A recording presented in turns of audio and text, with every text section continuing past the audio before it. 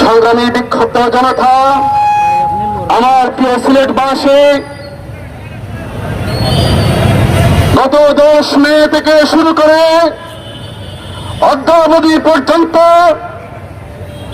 ফিলিস্তিনে নিরীহ জনগণের উপর মুসলমানদের পবিত্র ভূমি মসজিদুল আকসা সহ পবিত্রতম স্থানে বিশ্বের জাত রাষ্ট্র, ইহুদিবাদী রাষ্ট্র ইসরায়েলের বর্বর হামলার প্রতিবাদে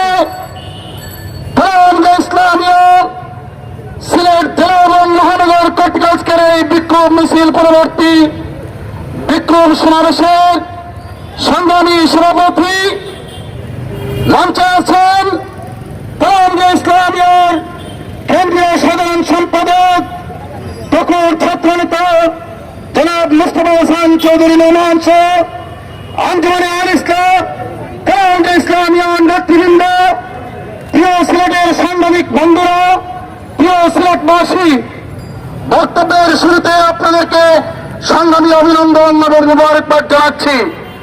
ধন্যবাদ জানাচ্ছি ইসলামীয় খুলা ভাইদেরকে, যারা ফিলিস্তিনের মুসলমানদের রক্তের দিকে আজকের এই প্রতিবাদ মিছিল করে গান জড়িয়েছে।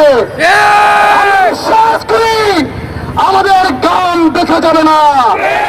আমরা বিশ্বাস করি সেই শহীদদের রক্তের সাথে আমাদের গান মিশে যাবে ইনশাআল্লাহ। আমরা ধন্যবাদ জানাই ফিলিস্তিনের সেই শিশুদেরকে, যারা বন্দুকের লড়াই পালিয়ে সেই ইসরায়েলের বন্দুকধারী বাহিনীর বিরুদ্ধে কথা বলতে দ্বিধাবোধ করে না, শাহাদাতের তামান্না করে তারা মরতে চায়, তারা তাদের পূর্ণভূমিকে রক্ষা করতে চায়। আমরা এই বাংলার মানুষ, আমরা রক্ত দিয়ে স্বাধীনতা অর্জন করেছি। আমরা বিশ্বাস করি এই ফিলিস্তিনের মুসলমানদের রক্ত দেখা যাবে না ইনশাআল্লাহ। বিশ্বের মূল যুক্তরাষ্ট্রকে জানিয়ে দিতে চাই, আজকে যদি এরদোগানের হুঙ্কারের কারণে তোমরা যুদ্ধবিরতির ঘোষণা দিতে বাধ্য করেছ নেতানিয়াহুকে, কিন্তু তোমাদের যদি পায়তারা করো, মুসলমানরা ইনশাআল্লাহ সেই এরদোগানের নেতৃত্বে সংগঠিত হয়ে সঠিক জবাব দেবে ইনশাআল্লাহ। আমাদের পূর্ণভূমি মসজিদুল আকসার পবিত্রতাকে রক্ষা করবে সকলকে।